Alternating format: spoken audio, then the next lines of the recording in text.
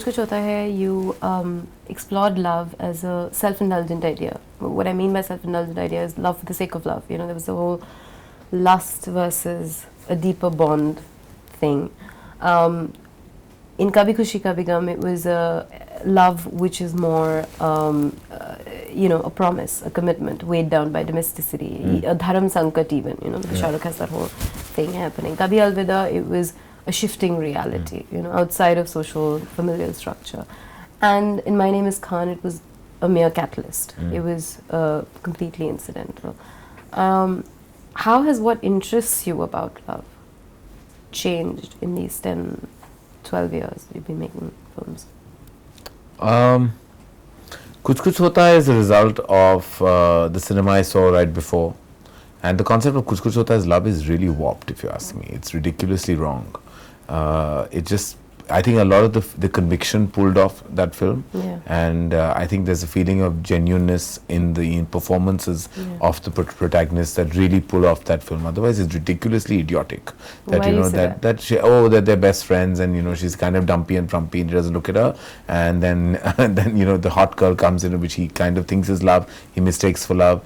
And then the second half, this girl comes looking all pretty and, you know, wearing like beautiful clothes and has long hair, and suddenly he's back in love with her. So, I mean, I don't get what that is. I don't think I would go through that character graph again. So, the love, I think, was purely pulled off because Shah Rukh and Kajol are magical. But I think I made no sense. The film makes no sense. Now, when I look back, I feel like those 8 letters is ridiculously idiotic. And a lot of it is. So, it's, okay, so there was conviction, there was first time. So that's why Kuch Kuch Hota is about like the only thing I think I got right in that film is because I think I had felt it myself was the heartbreak part. When Shah Rukh and Kajol, when he literally breaks her heart and she's that unrequitedness, that you know that feeling of one-sided love and loving your best friend and not being able to have him, which is such a, I think, identifiable emotion to the younger kids or people who are in their 20s. I think that's what really worked. That scene, because that worked, I think the rest of the film did, because it kind of was carried on the shoulders of that moment. Kabhi Khushi Kabhi Gum is reverence to your parents. We live in a traditional society. Parents mean, at least to me, I'm the only child. So it was my way of thanking them, of course in a very melodramatic, over-the-top way. But it was my ode to them. So it was about parental love, really. No, but even Shah Rukh and Kajol in Kabhi Khushi, I mean, there was that whole thing of you made a promise, you need to stand by it. It's domesticity. Well, that's more what I call filmy. I don't think it's really identifiable. It's a filmy situation. You know, she's lost without her father. She has nobody to look up to, and he goes and becomes the protective lover. Very filmy, very Hindi film. It's that whole film is very Hindi film. The only thing emotionally about it is what I wanted to do vis-a-vis my parents, like make a film like to express and my gratitude to them for being the man they raised.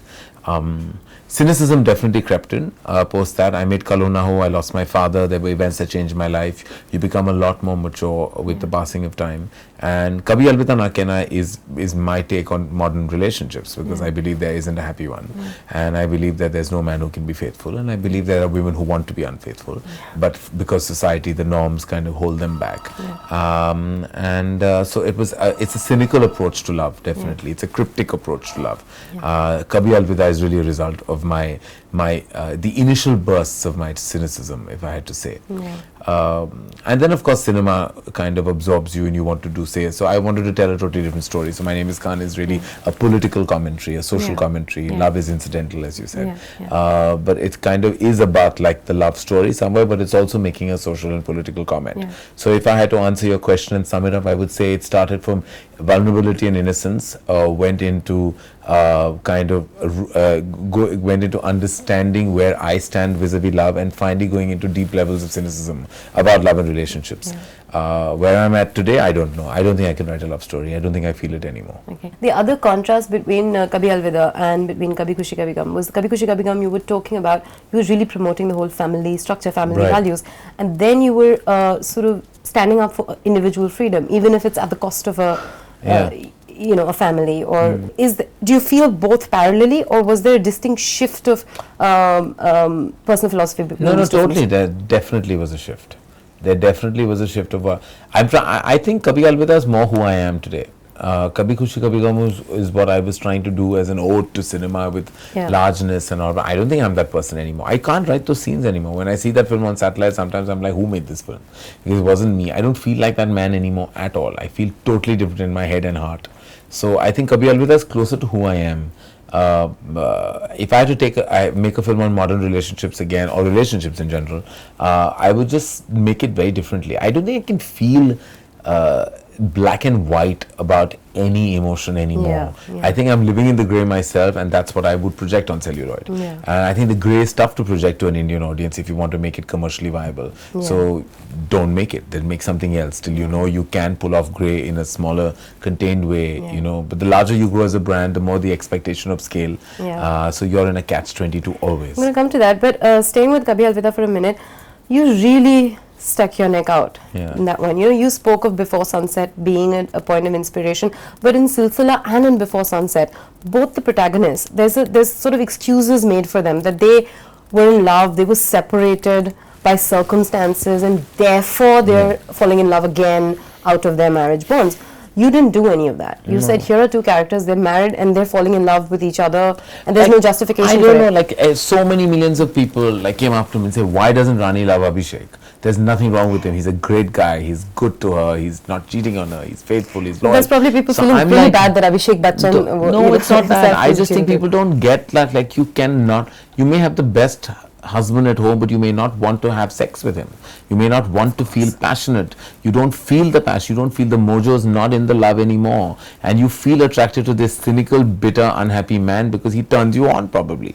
And how do you explain that to this society? I mean, and who are themselves victims of this situation but don't want to admit Karan, to it. Would it have been easier perhaps, but would it have been easier perhaps if you didn't have the stars? I'm saying that because these people have so much of a baggage of their own image. No, also, I think the movie needed to be made in a far tinier scale. It didn't need those item songs. It needed to be toned down. I think that's a mistake I made with that film.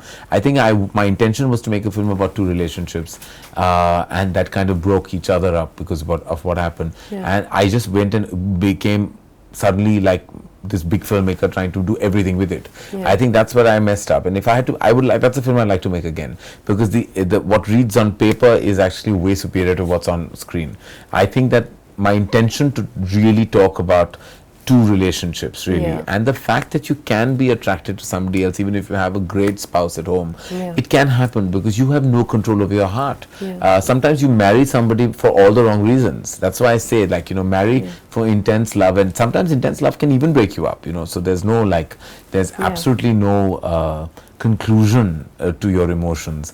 But Kabhi Alvida was really about that. It was about a woman who just didn't love her husband and found attraction to the other man. And of course, I think what happens, I directed Rani Too Guilty because I wanted to also make her, and I think that sometimes that extra guilt made it seem wrong even to an audience.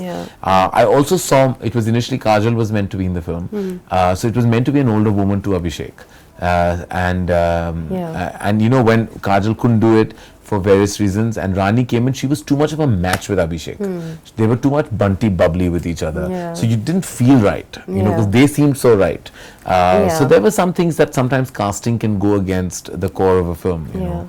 And if I took 4 completely rank, interesting new faces, you wouldn't have any preconceived baggage about them.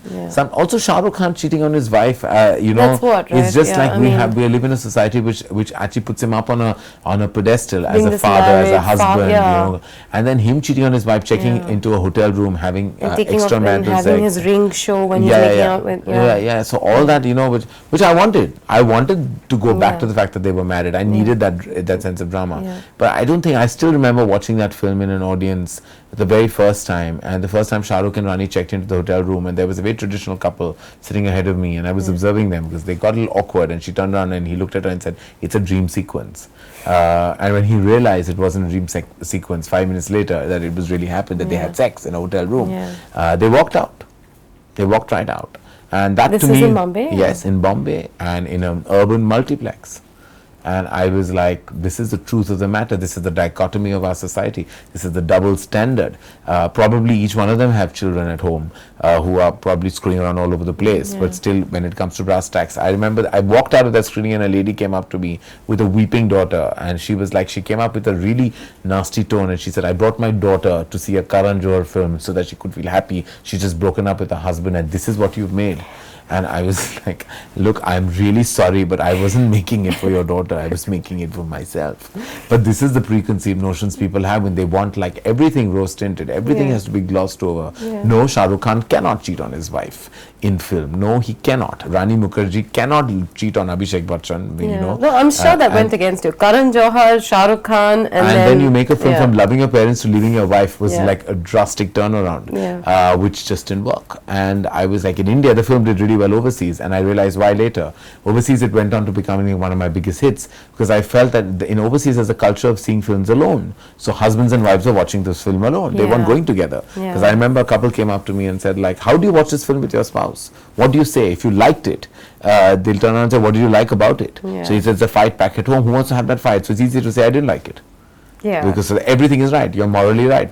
So I heard so many different kinds of opinions post that film, and it was almost interesting as a filmmaker that I managed for myself to stir things up. Then in America, like I met people and said, oh, I didn't go with my wife. You know, I went off one afternoon and saw it. The wife turning out, some other wife turning out told me, oh, I saw it like with my girls. You know, I didn't go with, you don't need to go with your husband. Here in India, it's a family viewing. You go with your chacha, chachi, mama, mami, whole family goes together, husband, wife, kids, everyone goes together. But Kabhi Alvida is really a film that can embarrass you if you're in that situation. What is the first impetus to make My Name is Khan? Was it to make a film which is different, which has a larger socio-political canvas than you're used to, or was it to use the medium to talk about something that was bothering you personally? I actually am very affected, and I get personally very bothered about like the religious bias there is to an entire religion. I've grown up with my father who lived in Pakistan for 10 years, has many friends, spoke about partition to me extensively, spoke about his Muslim friends that he had across the border, spoke about how sad he felt that he had lost touch with all of them. 10 years before partition? During partition and before, and how he was very actively part of the struggle. So I heard so many stories. I've always felt very strongly that, you know, there is this bias. I've lived through the riots in Bombay, and, you know, just it's always bothered me. And then once I was in New York, right after I made Kabhi Alvida, I had gone on a 3-month trip away, and I was with friends who I connected with after a really long time. And we were at dinner, and there was this whole conversation about like one of them hiring a Muslim gentleman and how the organization felt very strongly against it. And how he was like actually supportive because he made very drastic comments, which I don't even want to say because I don't even want to even go down that path. And I remember eating that dinner with friends I hadn't met in a really long time and being so angry. And I started voicing my anger, and I said, I think it's ridiculous.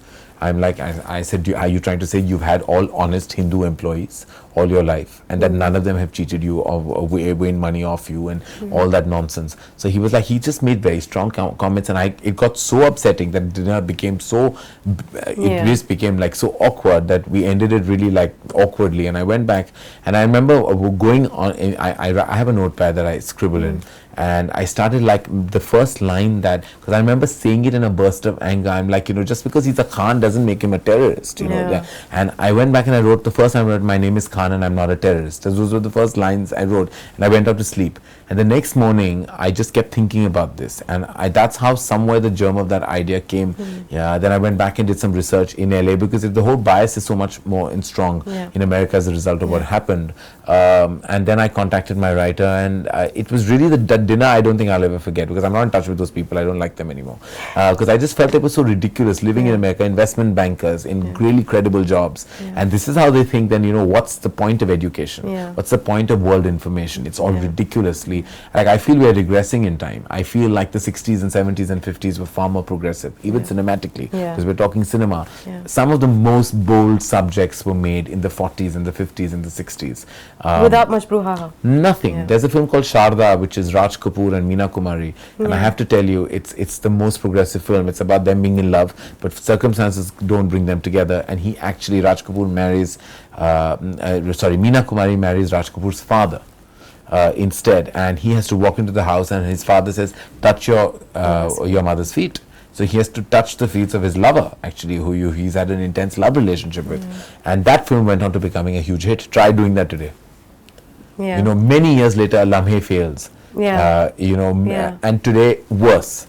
Today, worse still. We're going ahead in time only when it comes to 2G, 3G, 4G and 5G, and all those Gs will keep increasing. Technology will be enhanced. Emotionally, we're totally regressing in every which way. But, you pulled My Name is Khan off, two very sensitive things. Autism and religious profiling, a single mother, no song and dance, unusual story, cultural references that may be alien to India because of the whole Katrina thing, and give me 5 reasons you pulled it off. I don't know. I think it was largely because I believed in it, and I think conviction is paramount. Yeah. You have to believe in the story you're telling.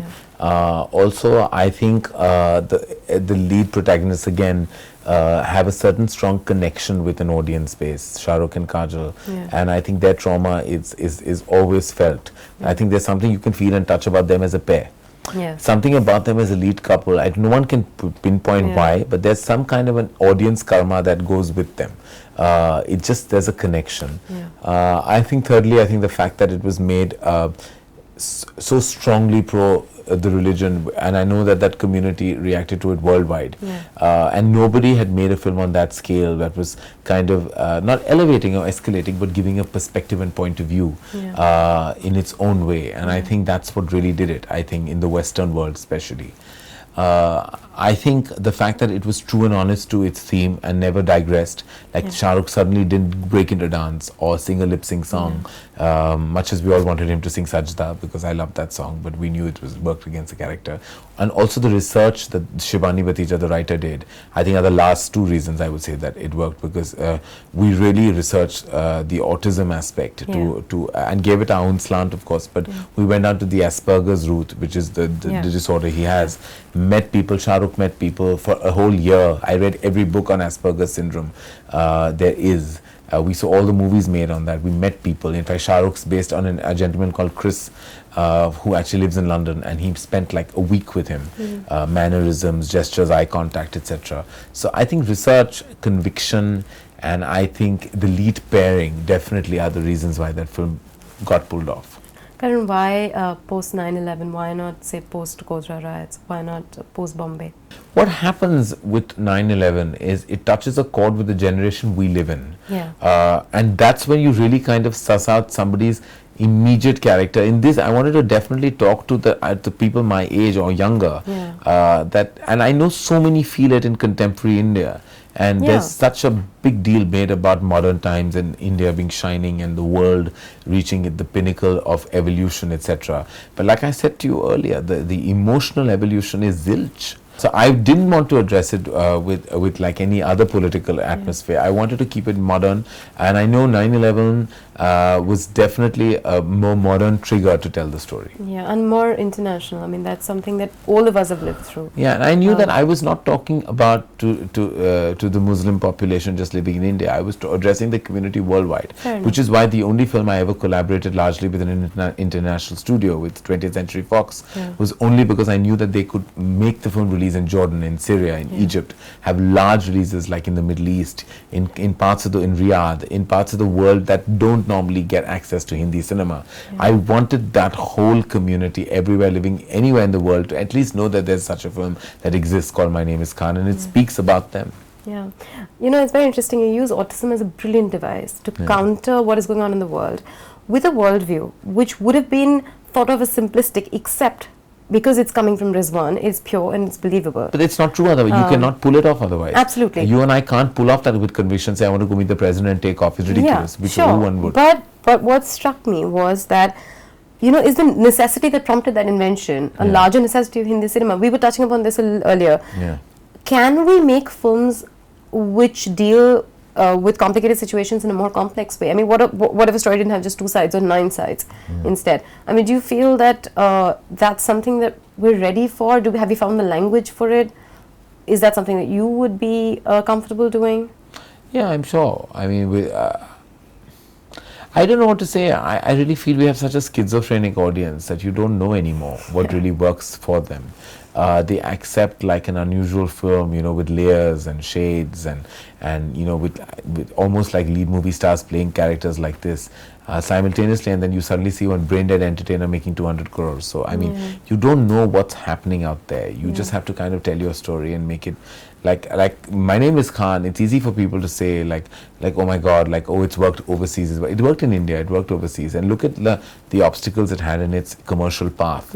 It had a lead actor and actress who only made legendary love stories. Can really deconstruct that. Then your lead protagonist has as a form of autism. Then you're talking so largely about the Western world. You know, the reason I didn't connect it to India, another reason I have to be very honest and say this, is that who wants any political party sitting on my head? I already went through that, and nothing to do with my film. Content didn't create the confusion that happened in the release weekend. It's so tough. You have to combat so many authorities to tell a really honest story here. I mean, you make a film on that large scale. I don't want to go through. I want the film to have a release. I mean, that's why I made this film. And you're saying the same thing, so it doesn't matter. And I'm not a politician. I'm not here to wage a war with any political party. I'm sorry, I'm a filmmaker. Let me make my film and really let me exercise my democratic status as a citizen of this country. But no, democracy is the biggest hypocrisy there is in this country. It's really just in the memorandum and in the articles of association. It's nowhere else. Listen, you in November 2009 you gave an interview saying that you don't want to work with newcomers, and it's until you're 50 nobody wants to work with you. Yet here you are, 1 decade too early, peak of your career, you're working with newcomers. That seemed really emphatic a statement. What it was, and I can't believe I made that statement. I can't believe what eventually happened. That's why I say never say never. That's the one thing that I've learned. But it just so happened that this film just happened because I felt after My Name is Khan, it just seemed very easy for me to make a film with a movie star and make a commercial enterprise, and I would tell another story with 2 stars, 3 stars, and you know, I wasn't challenged. I just felt like I needed to do something to challenge me individually. I did it content-wise in My Name is Khan. I needed to do it as a filmmaker because I feel what instruction can I give the best talent in this country? They're so great that we'll meet, we'll discuss the character, and you know, they'll still be great because they're great. How do I become greater? You know, what do I do to make myself feel like I'm more challenged as a director? And I'm not here to make the money. I'm not here to kind of build like empires. I'm here to satisfy the creative urge I have in me, and that was to suddenly play tutor and teacher. And the only way to do that was to actually launch New Kids. And simultaneously, I thought it was also a great idea for the company, so we could leverage from them in the future if we set them up. So take rank newcomers, make a film that is really about positioning new talent and giving them a platform that was large enough for the world to notice. And suddenly I felt that why am I waiting till I'm 50 and no one wants to work with me? I don't want to work with half the people anyways, because it's not challenging to me anymore, you know. And after this, now I feel I have done my bit. Yes, maybe I can make a star vehicle film now, because I enjoyed this so much, because it was not just being director, it was playing tutor, it was playing guide, it was being philosopher, it was being therapist, it was being everything, it was being mother, father, everything. Like the 3 of them were so, and not only 3 of them, we've launched 4 other kids who are in the supporting cast. So I felt like I was the dean of this college, and just completely enjoying the experience, completely feeling like, and I became like as vulnerable and as first time as them, because I hadn't done this before. So while they had never faced the camera, I had never instructed to this extent to any actor. You know, you've cast 3 people who are next generation of key players in the industry, people who've been a part of the industry. Is it going to irritate you if you're asked to defend that choice? No, because how can you're going to be that, you know, you're from a film family, you're casting people from a film family. No, you know, the media. I mean, how can, there's always somebody related. Firstly, it's so sad to kind of club these kids and say just their film family. Like each one of them, Varun Dhawan is David Dhawan's son, came to me as an AD. As an AD, he was an intern, and then he became an AD on My Name is Khan.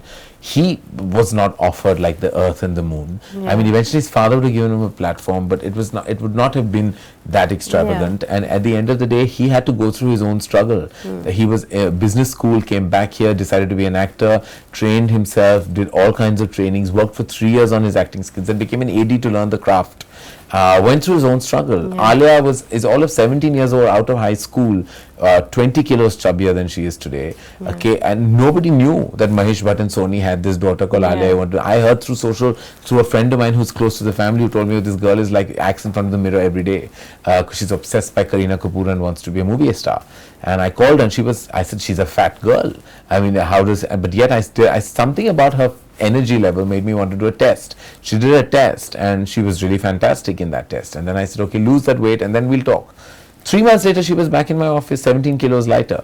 And it was not, I know weight is all to do with cosmetic, but that's the way it is. You're a movie star, you have to look good. Let's not apologize about that. You know, that's the way it is. And I took a test with her again. She was great. So it was her own struggle. I don't think Mahesh Bhatt's daughter would be like, there were 3,000 people waiting in line to sign up for anything. At the end of the day, she went through her own struggle. And then there was Siddharth Malhotra, a Delhi model who gave it all up to be an intern as an AD and wanted to assist. And you know, he's from a totally his father's in the Merchant Navy, total non-filmy background. So I would not get upset, but I would be like, how ignorant for people to think it's easy. That's what I was asking, just because you're a filmmaker's child. None of them are Shah Rukh Khan's son or Amitabh Bachchan's son or anyone's son. They are not. They are filmmakers' children who possibly might have had it so tough tomorrow. Like Arjun Kapoor, he's Boni Kapoor's son, but was given a break by Yash Raj and went to the grind on the screen test level till he got that role. Yes, the only thing you would question is, would you have heard of them if they were not David Dhawan and Mahesh Bhatt's children? Yes, that's the only advantage. The information that we have about them is easier to get to. But then that's true of everybody. All of us urban kids, we're all connected in some way. I mean, then the privilege I speak for myself when I tell you I'm a flop producer's son. My father made 5 flop films back to back.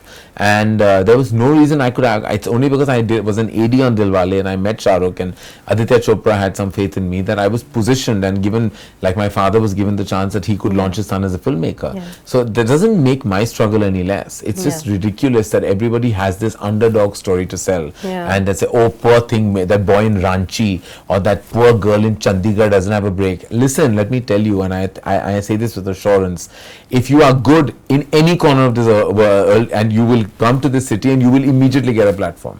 People are all jumping on you beautiful faces. But the truth of the matter is, if you don't have the chips, then you're not going to make it. Whether you live in Ranchi or Chandigarh, if you have a way out, you can come in and make it happen. If you don't have it, you're not going to. I see some of them, the people who come to offices with their photographs, I'm like, I want to go personally to tell them, please don't try. It won't happen for you. I swear it won't. You know, and if you're a great actor, Anurag Kashyap will find you. And you know, because you know his father, so many filmmakers who are taking you. Look at Nawazuddin Siddiqui. I mean, he's fantastic and he's genius. He's getting so many opportunities. So he can't resent a better looking man because he's got his own space. And a better looking man will have his own space, and they'll both be creatively satisfied somewhere.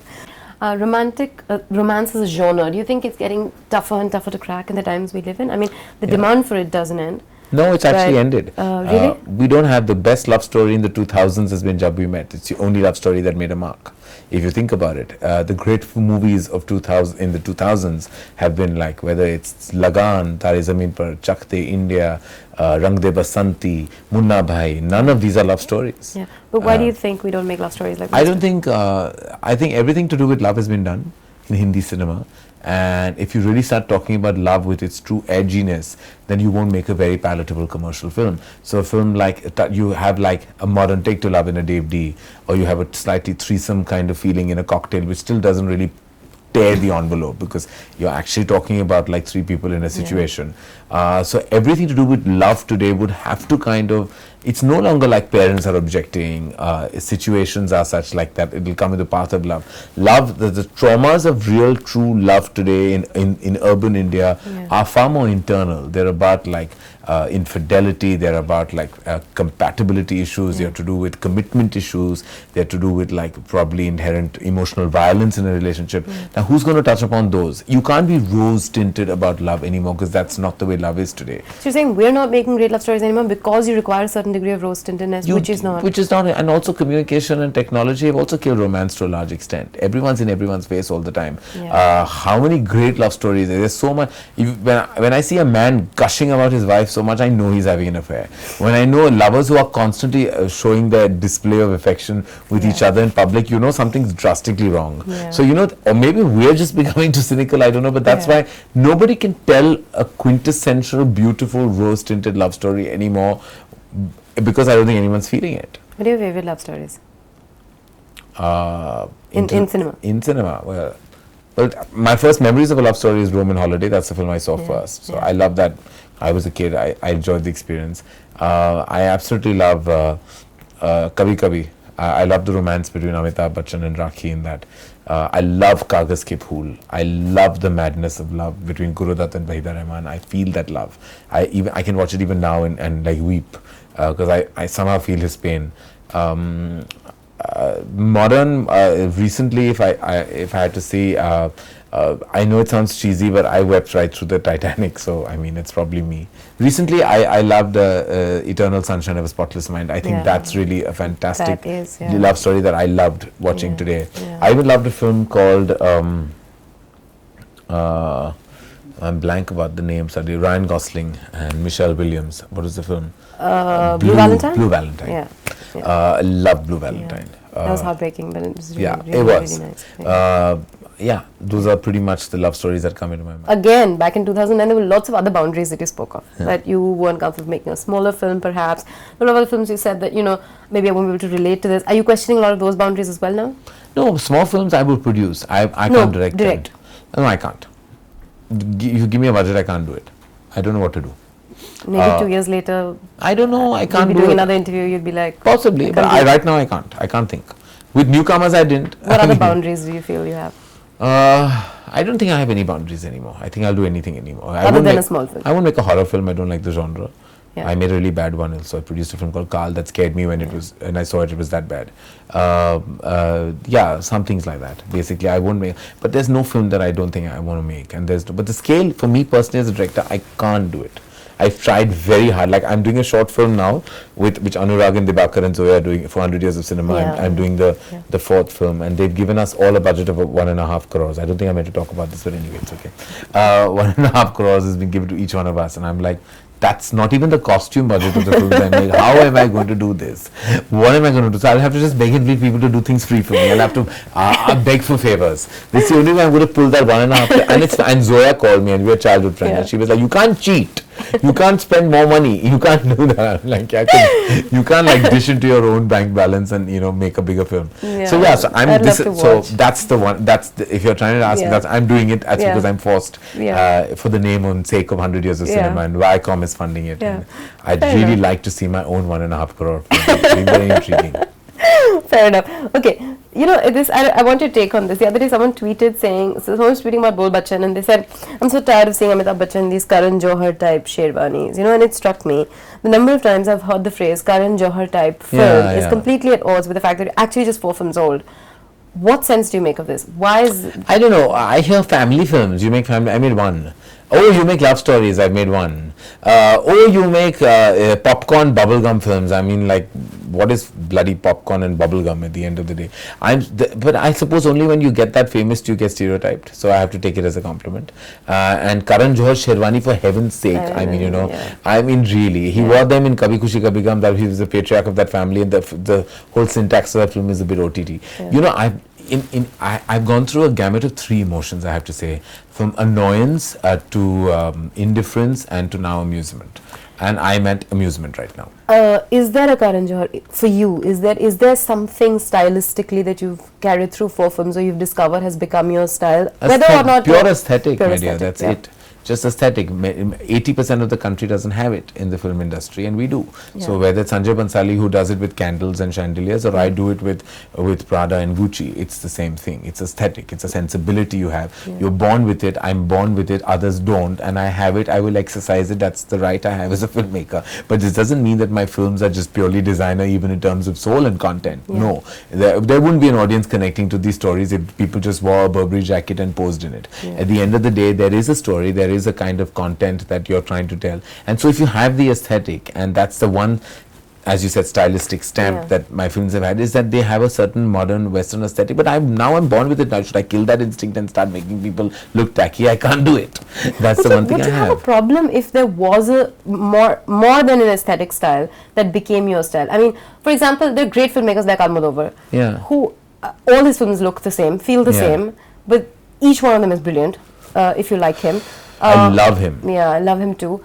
And I'm trying to understand, is that something to fight off? I mean, what if every film of yours? I've realized I can't wage a war with anyone anymore. I just feel I'm bogged by my own branding. Like, I feel if My Name is Khan was directed by some Karan Johar, that film would be better received. It's because I made it, then they tried very hard to kind of find something wrong because, he can't make a sensible film that is actually catering to like an intellectual audience. There is definitely some NRI. So he's creating to the Muslim NRIs now. So there is that kind of cynicism that creeps in too. Okay, I'm going to move away a little bit. Kuch Kuch Hota Hai was Kajal's film. I remember Shah Rukh gave an interview saying, I'm just a foil to her in the film as she used to me in DDLJ. Again, Kabhi Khushi, her character was etched out way more than you needed just to push the story ahead. All three women were very strong, very definitive, but she was, she was the most detailed of all characters. Kabhi Alvida, both your women were sketchier than that. And in My Name is Khan, in the second half especially, I wasn't entirely sure what Kajal's character was. Shah Rukh, on the other hand, was absolutely brilliantly written in that film. Have you become better at writing men, or have you become worse at writing women, or is that? I think I'm better at understanding the mind of a man. I definitely think that I it's also to do with my own evolution. That I became more man myself. Like when I lost my dad, when I was 32, I think that I grew up almost in those days that I lost him. And I think I understood what my responsibilities to my company, to my mother, to my life are. And I think that's what changed my entire take. Like, I was a lot more, when you're a mother's boy and you understand a woman much better because your connection with your mother is so strong. So my understanding of women came from my closeness to my mother, which is still there today. But today I'm not her son, I'm like her father. So I think when I assumed control over my life, my family, my being, I understood being a man much more. And that's interesting. So basically you're saying that it reflects actually you're coming more in touch with yourself. Always does. In fact, anything you see now will be so much more driven by my male protagonist, whereas I was far more driven by the women end of things in my previous pieces of work. What is your ambition as a producer, other than, well, of course, making commercially viable films? What is your ambition as a producer? To make interesting content, to work with like first-time filmmakers all the time, to give them, like, I believe in the creation of a filmmaker. I believe in empowering directorial talent, making all kinds of film, every genre, a small budget, medium budget, high budget, different themes, commercial, non-commercial, artistic, what have you. Everything that is viable eventually, of course, because I'm also a producer. Also maybe to create an ecosystem where everything becomes viable, because what interests me is I was reading another interview of yours where you said that, obviously you'd be interested in a movie that lasts 100 years over a movie that, makes 100 crore, but you're also excited about working with someone like Rohit Shetty, whose films, good as they may be, are unlikely to last 100 years. But I'm doing that's a completely commercial decision. It's because I have overheads, I have a big company, I have people working for me, I need to roll out all kinds of content. It's like it's operating like a boutique studio. So while Rohit Shetty is like the untouchable, invincible kind of 100 crore man, I would love for his support. I need him more than he needs me. And so my brand, my company will only be enhanced by the commercial outcome of what he does for us. And he's great. You can't question his connect to the audience. And he's, in fact, I think the most viable filmmaker there is in the country today. And we being a production house on the rise, the combination of the two aspects would be great to come together. And I really like him personally. Like, I love the fact that he gives a flying, for anyone's opinions. He makes films that he believes in. And I think that conviction totally pays off, and I'm all about that conviction. Okay. As a producer, when you made Dostana and that little, gay skit in Kal Ho Na Ho, do you feel like, did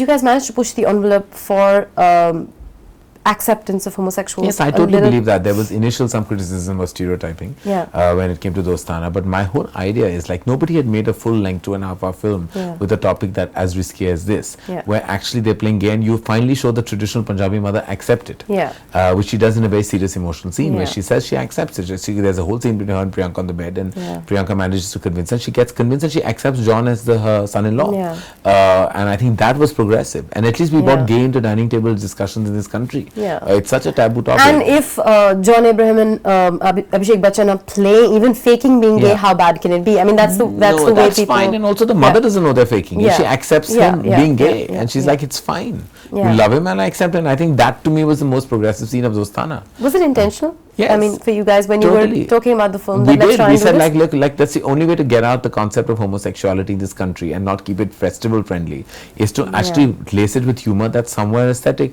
There was no kind of pink pants we gave any. We did it a little bit here and there, but we didn't play when they were barring one little love story bit which was just for humor. Otherwise, we played John Abraham and totally it's straight. fine. I mean, I think, everyone can laugh at themselves. Gay people can laugh at themselves. Everyone can. They should. Yeah. And I can't tell you the feedback we got from the homosexual community about like how great the film has been, how everyone loves it, how everyone took their mothers and their fathers and everyone, and you'll be surprised how many old people really lapped it up. They've loved it. So I feel it's out there, like being gay is cool as well. So it's fine. It's just part of your body. It's part of your orientation, and that's who you are. So if you're gay or you're straight, it's no big deal. Yeah, and possibly, like you said, this was the only way to do it with Hindi cinema, with mainstream Hindi cinema. Yeah, how else? Otherwise, we'd be sitting in a festival and talking to like an arty crowd to the or a pretentious crowd, trying to talk to them about how who are anyway not the people. Otherwise, 80% of the films made in India about homosexuality are always sad. Yeah.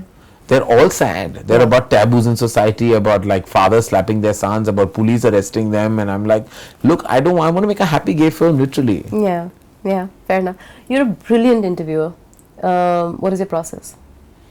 To hear, to not go back to your sheet, which is pretty much what you've done, which is great. To not go back with to not sit with an agenda, to not kind of literally have 20 questions that you need to ask those 20, because sometimes the one answer leads to various other. So I think that's what I do. I think that's what I try and make it like a conversation. Because I'm a people's person, that comes easily to me. And because I know some of the celebrities really well, it's also easy. But it's also tough because you know them so well that to kind of swing on this interviewer aspect in you and bring that part of your personality out is really difficult. But I don't know. I've never had a problem. I don't know. I don't think of what the process is. I've never been trained in the field. I have no idea. But I know the one thing you have to do is make it like a conversation. Look into someone's eyes when they're speaking, really understand where they're coming from, and take it to another question right after that. I never gone through a list of questions. There's a research team that gives me these questions all the time. Some people I don't know, I do a little bit of research. But eventually, I am such an inquisitive, curious person myself that also helps. Very few filmmakers who started in the 90s like you remain relevant today. What are the key changes that you've seen? In the industry? In the industry. Well, we've been through a sea change. I mean, everything has changed. The whole platforming has changed. Everything, the way we market, project, make our movies, the way we schedule them, the way we budget them, it's just totally... I've been through the phase, the interim zone, where I came in 98 with my first film, and I was in AD in 95. What those days were and what today is I mean, there's no comparison. It's like far more organized in that respect. Of course, the people are equally messed up and the world is that much more idiotic. But at the end of the day, the cinema process is much more modern, more exciting, more evolved. We're still dealing with the same things emotionally. We still have fragile egos, we still have deep level of insecurities, we still have complexities that some of the actors, actresses, technicians bring to the table. Handling that is a big part of my job. That hasn't changed, that never will. An actor will be always that insecure, complex and messed up as he or she was in the 70s, 80s, 90s. That does not change. The process, the external aspects all have. Give me a couple of words and phrases that come to your mind which define this era of filmmaking, fortunately or unfortunately define this era of filmmaking. Give me a couple of words or phrases. Definitely, as I said, a schizophrenic audience. I would say uninformed corporates, deluded actors, and confused filmmakers. Fantastic. Why was the golden era, which is late 40s to 60s, which is what the historians call it, why was it the golden era according to you? Other than nostalgia, of course. Pure passion. A dying phenomenon today. Pure passion. Filmmakers, whether K. Asif, Guru Dutt, Bimal Roy, made films even for Raj films. Kapoor. Vintage Raj Kapoor, outstanding, of course, how can I forget. Made films for films and films alone, not for any other reason. And it was like an artist putting if you go back to the 50s, an artist putting like literally brush to palette didn't know where he was going, but just was passionate about the outcome. That's the way all these filmmakers, they painted palettes with conviction, passion and love. All that is diminished and depleted today. All that is just like box office weekend, 100 crore turnover, actor fees, what comes after, all that. It's no longer about like that light in the frame, that performance, that glint in the eye, that beat of sound in the music, that expression of love and intensity, that hold of the man and woman. It's all out of the window. It's not there anymore. How much of an insider are you? I mean, people see you as a ultimate Bollywood insider. How much of an insider really are you? Do you really know everything that's going on, news, gossip, figures? Yeah. Does it get, are you exhausted? Or totally. I think I'm reaching a phase of emotional exhaustion and information exhaustion right now. I don't want to know. Half the time. I used to be much more of an insider than I am today. I'm trying to kind of develop what spiritually people call detachment, which gurus and various processes are.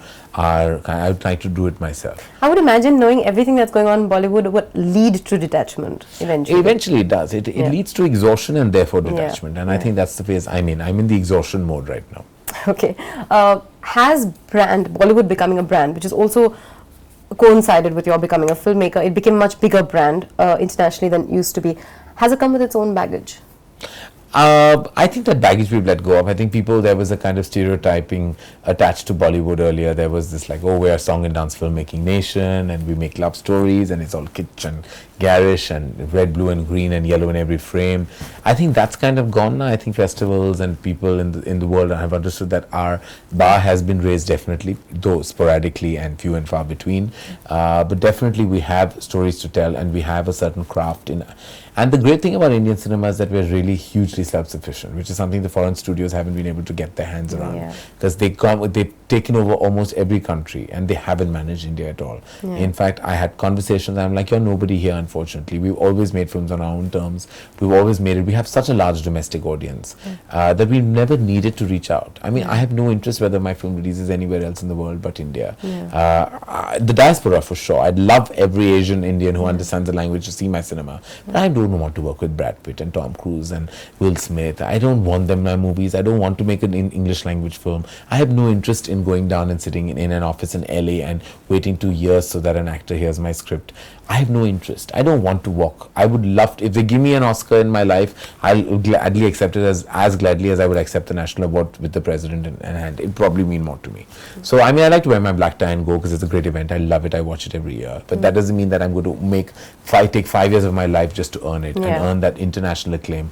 It's great. I see the award ceremonies. I feel so much dignity, grace, even if it's fake and put up. I love it. And I wish we had the same. That's the only thing I watch it for, to feel how terrible and idiotic we behave at our award ceremonies.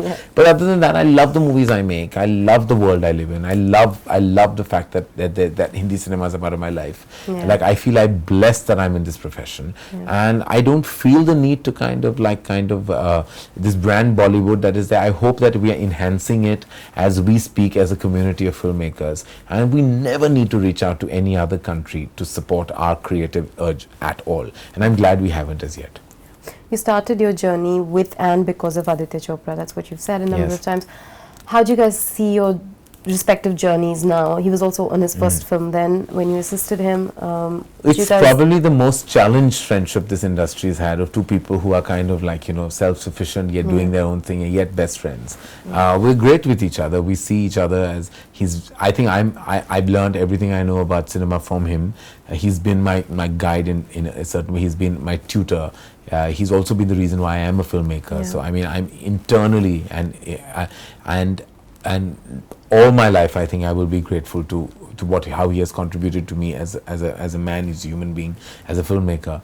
And I'm just amazed at like what he created himself, and he always wanted to. He's really one person who's lived his dream in every which way. He wanted to create a studio. He was the first studio who was, you know, that came out of like an organic production house in India, and is really the only quintessential studio that operates like one, where there's creative and balance, and you know, everything is like, everyone else is grappling trying to get their act together, and they have it. And Yash Raj is a humongous powerhouse in the movie industry.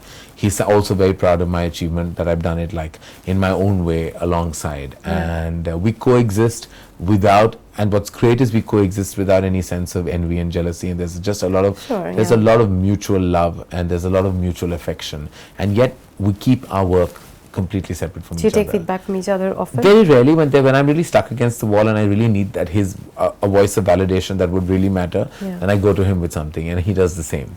Suddenly, sporadically, he'll say, react to this title, or react to this song, or react to this screenplay, and I would do the same. But we try not to kind of keep our journeys at all kind of, we don't mix them up, because I feel that's where the confusion would start in a friendship that is this deep and close. He's happy for me, I'm happy for him, but we don't try and collide those our work atmospheres at all. Favorite directors, India, Hollywood, world? Pedro Almodovar, Woody Allen, Christopher Nolan, Gurudutt, Yash Chopra, vintage Raj Kapoor, loved him. Raju Hirani, contemporary. Divakar. Okay. You know, you said... Zoya. I love Zoya. Yeah, Zoya. Love Zoya. You said, I'm assuming more seriously, that you made a career out of the kind of friends you made. Now, that sounds deceptively easy, because making friends might be well, but keeping friends in an industry this incestuous and insecure could not be easy. So how do you manage that, and does it take its toll? Of course it has. Maintaining friendships is always difficult. Keeping in touch in this busy life of ours is not easy. But it takes two to tango, and I think I'm going to stop tangoing now, because I think I've given up on like trying to just maintaining these bonds and equations. So some of them have to just self-maintain, if at all, or then diminish if they need to be. Because I don't feel the need and urge to kind of hang on to something that only I'm hanging on to. So lots of these friendships are great, and while they're solid, I feel the need to kind of back off in general, so that I can lead my own life and not have any kind of baggage in my head emotionally about trying to kind of feel any concern for any other human being in this profession but myself, because that's what normally comes with the zone of friendship in this job, that you're always bothered, what will he think, what will she think. I don't want that anymore. I don't want the baggage of that. I just want to feel like I'm a great friend to have, and if someone has to respect it, they must, and if someone has to kind of need me, I will always be there. But I'm tired of just being the only one kind of putting thing, because I normally that happens when you're the only child. You kind of are the only investor in a relationship. You know, you're the one keeping in touch, you're the one making the calls, you're the one landing up at the right time at the right place. As I said, when I turned 40, a lot changed for me physically. Like I feel like I need glasses now, and also a lot changed emotionally. I just finally don't feel the need to be there for everyone all the time. I feel now people better start feeling the need to be there for me if required, and if not, then I'm very happy on my own. You know, one of the big reasons you're emblematic of our generation is because of the out-of-the-box way in which you conceived your life. You know, you weren't just a director and producer. You wanted to make clothes, you went ahead and made clothes, you anchored shows, you made no bones about the fact that you want to look good and wear good clothes. What I'm trying to understand is that you've often spoken about the fact that you were an underconfident kid, you were growing up in a fairly unimaginative terrain in South Bombay.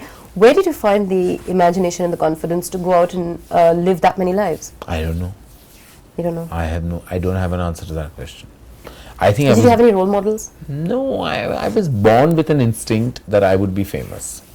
I was born with like. But you didn't stop there, right? That's the reason. I was born with a desire to be in the limelight. I wanted to I loved fashion as a child. Clothes that didn't fit me, of course, were things that I looked at a lot. Loved cinema. I watched film every day. I never thought I would be a filmmaker though. I love the world, the drama in the entertainment world, and I wanted to so be a part of it. In school I showed signs of being good at elocutions, dramas, debates, etc. But I never thought that would be my calling eventually.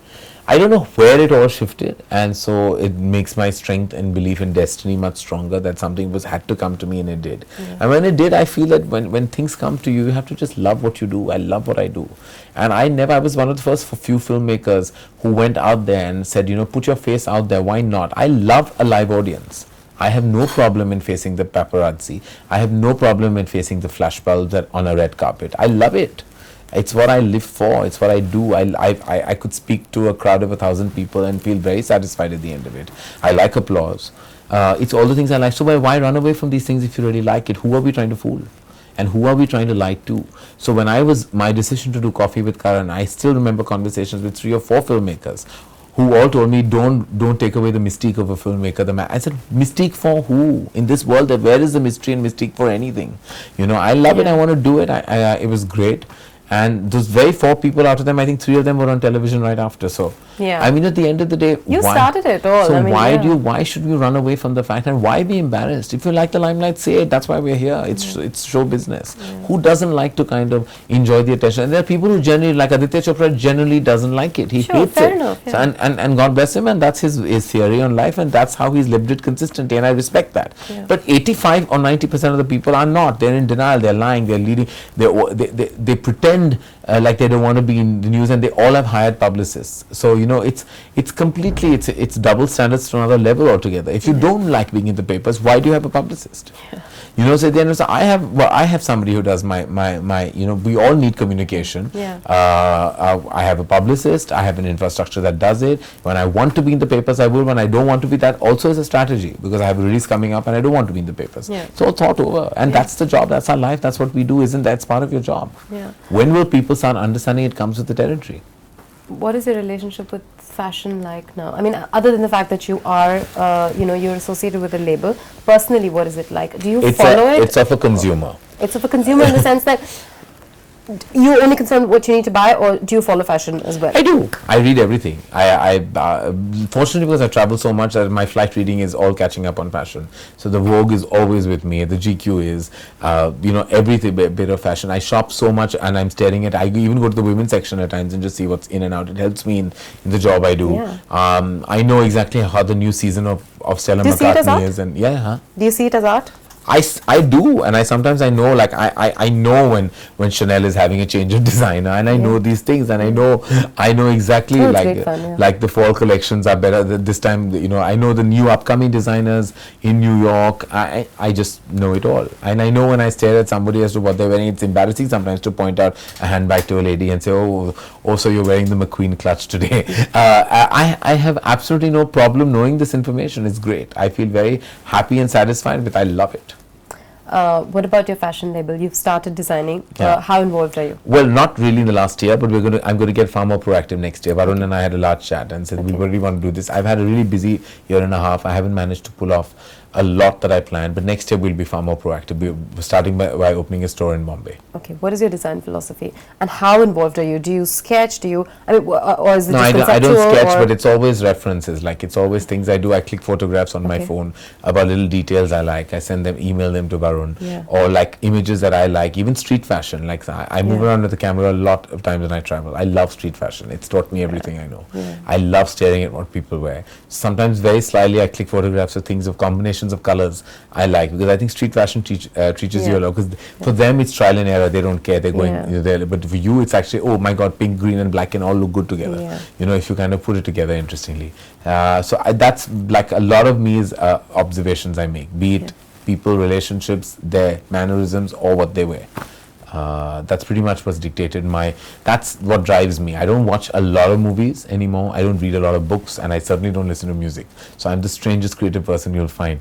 But I think observations have made me who I am. Okay, 40. You've been asked this every single interview you've done since. 5 things you've learned about life. Top of the hat. 5 things I've learned about life is if you can try and avoid your level of expectation from the human race, because disappointment is an eventuality. What